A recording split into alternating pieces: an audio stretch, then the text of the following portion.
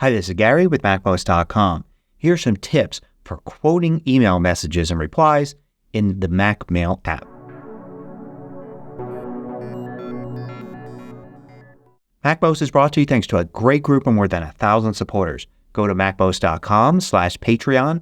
There you could read more about it, join us, and get exclusive content and course discounts. Now, by responding to an email message, it's often useful to quote a portion of the original message, and then you can respond directly to what the other person asked. For instance, if I've got a message like this, I can click the reply button here, and you may notice that everything gets put in as part of quoted text. Now, you can respond here at the top, and then having the quoted text in there gives the recipient the reminder of what they originally sent you. Now, you have controls for how this works. If you go to Mail and then Settings, and then go to Composing, there's a section here for responding. One of the options is quote the text of the original message. If you turn that off and you respond to a message like this, you can see none of it gets quoted. If you turn it on, then you've got the option here to increase the quote level. So in other words, if there's already some quoted text in there, that will go up by one level. And we'll look at levels here in a minute. Also, you get the option to include all the text of the original message, which is what we saw. Or if text is selected, that only include the selected text. Otherwise, include all the text. So with that option on, instead of including all of this long message here in the response, I can simply pick the one part that I'm responding to, select that, then hit reply. And now you can see that's the only portion that is there in the response. Now you also have the ability to increase or decrease the quote level. So in this case, this is quote level 1. There's just one line here to the left. But if I were to select it and then go to Format, and then quote level, you can see increase is Command and then the quote key. Decrease is the same thing but with the Option key added. So I could increase and you can see how it now is up by 2 levels.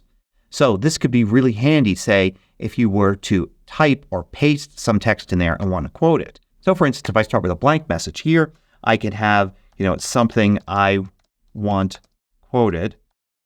And maybe this is something I've copied and pasted from a text message or some other email message.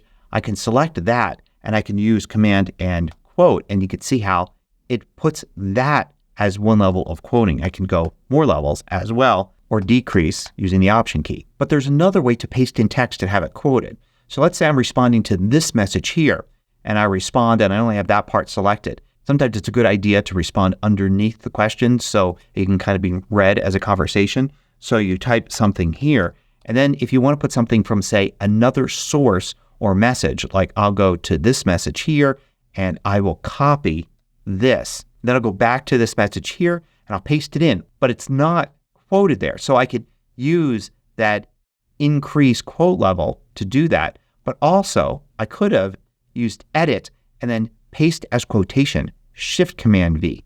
When you do that, you can see it gets pasted as a quotation. That's really handy when you're not responding to a single message, but somebody has maybe sent you multiple messages and you want to kind of copy and paste a reply to all of them together.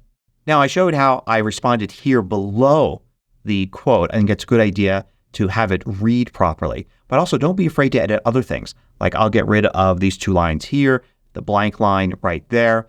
Maybe I'll even get rid of some of the information there, like maybe the date isn't important and the email address isn't important. And I just want to do it like that.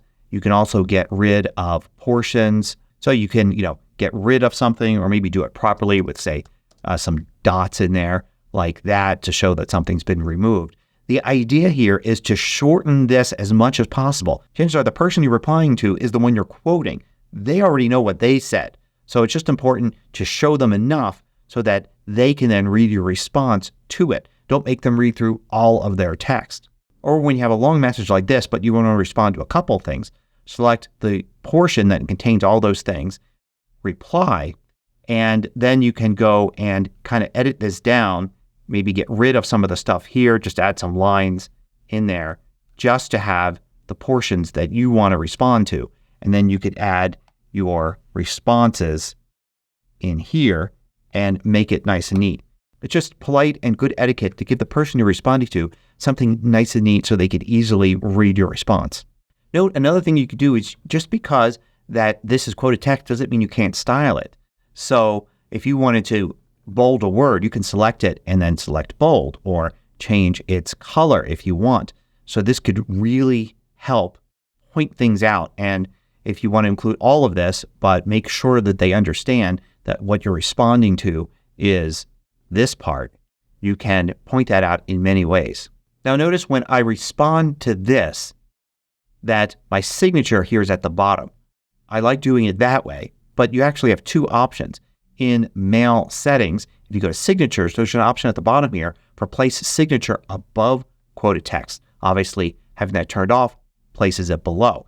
If you do that and you respond, then you get this. And I'm not a fan of that because when you're responding up here and then the reply is all the way after the signature, it's sometimes hard for the other person to see exactly what it is you're responding to.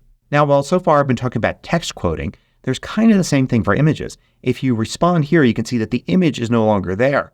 And that's unfortunate if you want it to be part of the response. So you can change that by going to Edit and then Include Attachments with Replies. And you could have it always, never, only when adding recipient or ask. So putting on ask means that if I respond here, it says Include Attachments.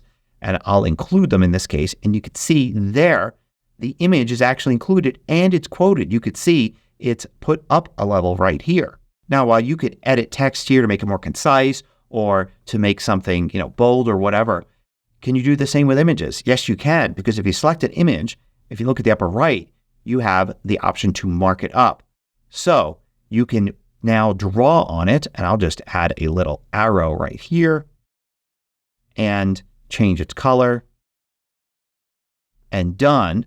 And now without creating a whole other file and editing it and then reattaching it, you've actually just edited the image that's going to be in the response. So I hope you found this useful. At the very least, use the selection technique to only quote the part of the message that really needs to be quoted in your reply. Thanks for watching. If you liked this video, click the thumbs up button below to let me know. I publish new tutorials each weekday. Hit the subscribe button so you don't miss out.